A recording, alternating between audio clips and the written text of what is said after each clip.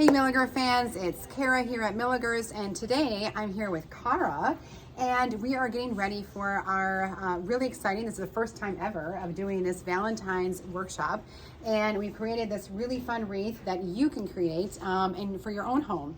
So Kara, do you want to tell us a little bit about what they're going to be doing? Well, it's super easy to make, and the class includes all the materials, a choice of ribbons, and we'll kind of give you. We got a lot of ribbons here. Beautiful, we'll show you what they look beautiful, like. beautiful ribbon choices, so you can customize it however you would like. So it includes all materials and your choice of ribbons. And mimosas. And mimosas. So we can get those creative juices flowing.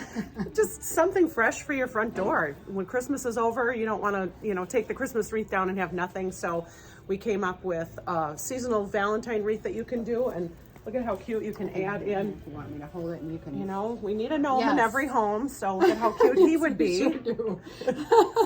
Or we have this guy all ready to go. So how cute would those add-ins be? And a lot of times we like to offer some different lighting that you might want to put in, battery operated lights. Yeah. So super fun. Yeah, looking forward to coming. So don't feel intimidated. This is something that we will guide you through on how to create this, right? Absolutely. And then you can always purchase additional things to add in, like some of the different gnomes.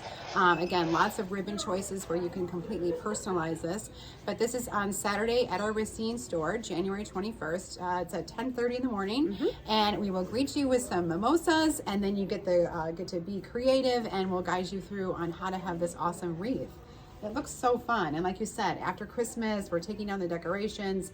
What are we going to look at? And it's just fun to have something great like this. I love it. All right, so hopefully, you guys, we will see you soon. We'll see you on Saturday. See you then.